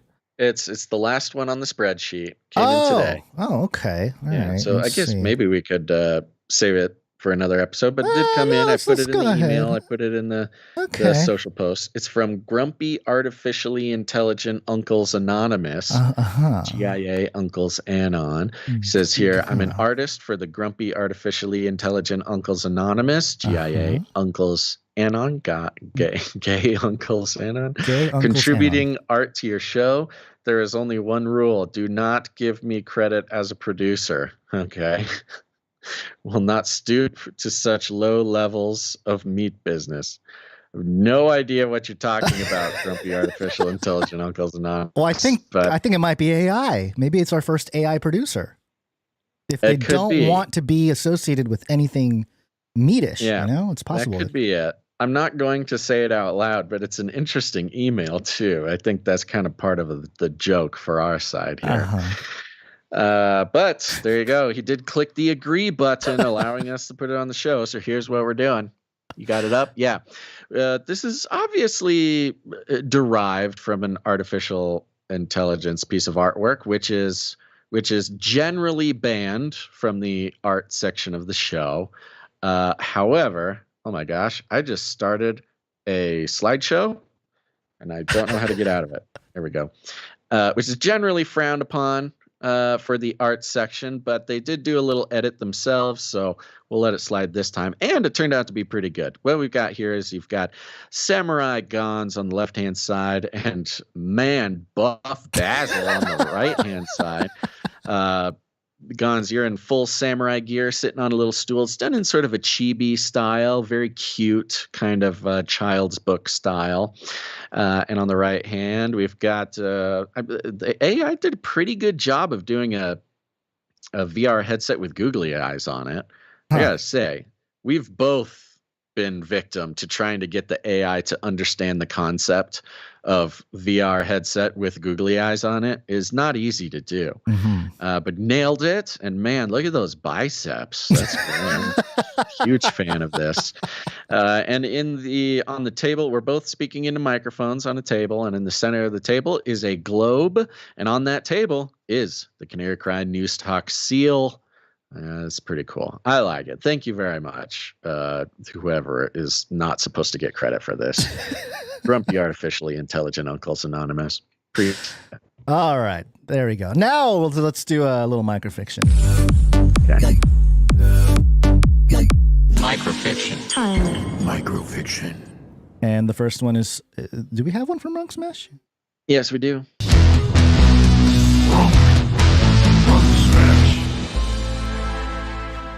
In the heart of the Free Zone hideout, a pair of samurai slink out of a darkened room.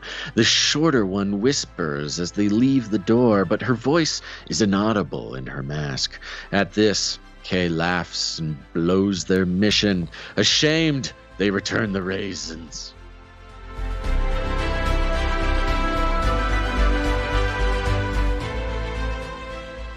The raisin theme. This is your two little baby samurais on a raisin heist. It's crazy how we don't plan stuff like this, and then there's just a thematic thing that just weaves its way. As far as we know, I don't think these artists are communicating with each other, but maybe they are. I don't know. Well, also they came in at different points. They didn't all come in. Yeah, they didn't all come in at the same time. Oh yeah, Runk Smash came in today. Sir Duff came in Friday. Yeah, that was good. Now, Runk Smash also sent a little note here I think is a good idea. He says, now an idea for the community if you choose to share it. I've noticed a lot of spiritual warfare across the board lately. One of the things I've been doing is reaching out to a couple of friends when I'm in the thick of it with a quick text just saying, spot me. To which they respond, spot on. And that's a request and acknowledgement of a need for prayer. In recent weeks, it's been super needed and helpful for us. I think this is a great idea. I kind of like this. You know, you're not having to go too deep into it, but it's just, hey, spot me, spot on. Little adjacent to a rock climbing reference, and maybe somebody does that with rock climbing. But yeah, I think that's good. I think we can integrate this into producership for producers who, send a note into the show or produce the show financially with a note or something. Just a simple spot me, and then we can say spot on, or maybe get a little spot on jingle. Something like that. Yeah. I think this is subtle and elegant and helpful, and it's seriously a sort of intense time of spiritual warfare. Pretty much everybody I know. Yeah, it's interesting. Part of the interesting thing about this podcast is facilitating the prayer economy. It's not a tangible thing, but communally, I think we do a good job with that. Access to thousands and thousands and thousands of people that just reaching out saying spot me, and the whole community as a whole, we can say spot on. I think that's a good idea. Thank you, Runk Smash. Thank you, Runk Smash. All right, one more from Stefan S, I believe. Yep, Stefan S. Yep. In a military planning room, the general continues. We need to amplify the terror of the parasail attack on social media. Where would we have 1,000 smartphones capturing videos at once? Music festival? Brilliant. Schedule one in the range.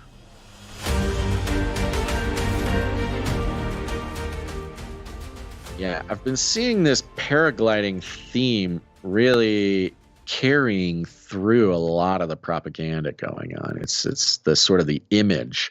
It's a very powerful image, sort of death from above type of thing. There is even some looks back at the Economist magazine, which is notorious for sort of signaling global movements, of parasailing Palestinians from like years ago. It's very interesting. Interesting. Yeah, there's nothing new under the sun. It always seems to be some signaling that happened back in the day.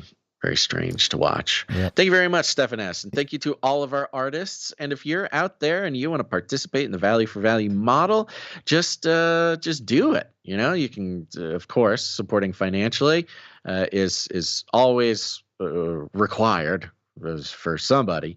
But if that's not your thing, you can create some art for the show, make it graphic art or music or jingles or whatever. And go to, I know there's some people who are going to scoff at me when I say this, but I'm telling you, there are some people who need to hear it. Go to the URL, put into your address bar on your browser, canarycry.art. That's right. It's not an email address. It's canarycry.art, and it will take you to a place, a magical place where you can upload your art. Goes to our special spreadsheet, and we don't miss it. And at the same time, you can go to canarycry.report. It's a URL. Put it in your address bar in your browser there. Canarycry.report. That's where you send in articles you want us to consider for the show. Do those two things, and you'll have a great time. Spot on, everybody. So a new discovery. Are we good? Yeah. So a new discovery. Antarctica. Advanced Antarctica. Climate crisis. Penguins.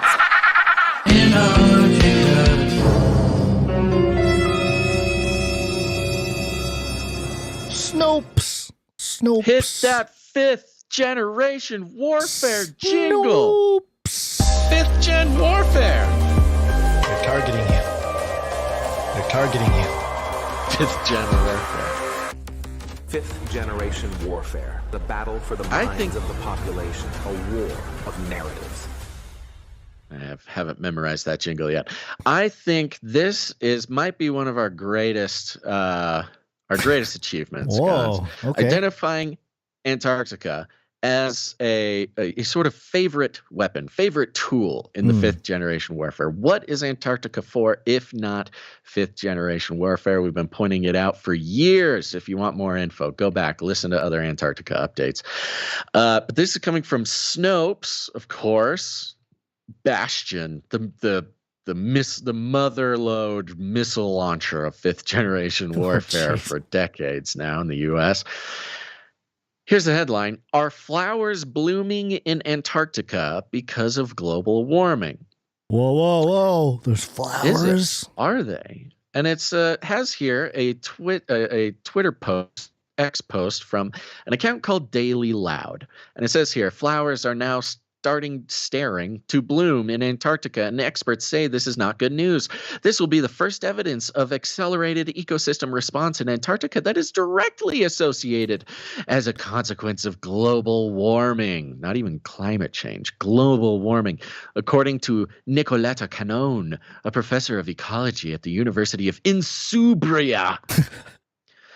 Where is Insubria? Look up where. I don't even think I've ever heard of Insubria. I've never done it. Google it if you could, real quick. And it is attached to an image of sort of a shot from a coast. And on the coast, you've got blooming flowers, some purple ones, some yellow ones. And just off the coast, you see gigantic icebergs. And oh my goodness, flowers blooming in Antarctica. Now, Insubria is the region located in northern Italy, primarily in the Lombardy and Piedmont regions. Okay, thanks, northern Italy. Being referenced by Daily Loud, which we'll get into in a second. Now, the Snopes has the claim as a viral image accurately documents flowers blooming in Antarctica because of global warming. As the claim. Okay. That's the claim. Wait a minute. The rating, which I have never seen this rating on Snopes before. The rating on Snopes is miscaptioned. I've seen miscaption being used before. I've never seen it before. I've never seen miscaptioned, which is this weird, with Snopes, it's usually like true or false, or mostly true or mostly false, depending on if they're reporting on a Democrat or a Republican. But this one is just miscaptioned. And for a website that is devoted to parsing out truth and falsehoods, miscaptioned is a weird way to do it. Here's the context. It says this photo depicts a scene in Greenland, not Antarctica. Additionally, there are only 2 species of flowers that grow in Antarctica, and neither is the flower species pictured. Wait a minute. How is that context for it? Okay. All right. Continue. So it's just miscaptioned. Okay. It's not a lie. I will say. It's not true. It's not mostly true. It's not mostly. It's just miscaption. I think the claim by Snopes is a miscaption of what the tweet was. The claim. Yeah, I think that's a good. Yeah, it gets into this conversation like a picture on a post. Like the post doesn't say, Here is a real picture of flowers blooming in Antarctica. So really, the claim isn't even being made. It's just sort of a picture depicting something that's similar to what they say. They find out more as they investigate. Snopes and their team of investigators. On September 21st, 2023, account Daily Loud posted a photo captioned, "Flowers are now starting to bloom in Antarctica, and experts say this is not good news." The post gained approximately 13.3 million views and 63,500 likes. Yeah, there's your 13.3 million. A lot of things, yeah. The caption went on to say that this would be the first, blah, blah, blah. We know what it says. The X account Daily Loud has 2.2 million followers and describes itself as the #1 source for hip-hop/viral news. Okay. Hip-hop/viral news, 2.2 million followers. That's a lot of followers. Snopes, in their investigation, the image, however, has been confirmed by Snopes to be stock image of flowers in Greenland, taken by Sergei Yurdenikov and available on Alamy stock photo for $19.99. Okay, so the photo is stock photo. Yeah, you can pay for that. You can pay to use that on articles and stuff. Yeah, the caption of the original photo read, "Iceberg floating in the water." Okay, we don't care. Community. Now, here's the great part. So Snopes is doing their investigation. All right? They investigated this mystery. And it goes on to say, community notes underneath the X post state, quote, "The post is partially correct in that warming in Antarctica has resulted in an increase in flowering plants. However, the image is misleading and was taken in Greenland." Community notes on X, the right-wing extremist Elon Musk's abomination of a social platform, the scrambling of the once heralded honorable social media site Twitter that has been desecrated by the billionaire and his childish whims, that has allowed for anti-Semitism and false information and disinformation and all the bad things in the world. Community notes, where users of X can fact check posts in a responsible manner. Community notes did all of Snopes' work for them. Now, there's no reason for Snopes to do this. They just copied community notes, basically. But that's kind of beside the point.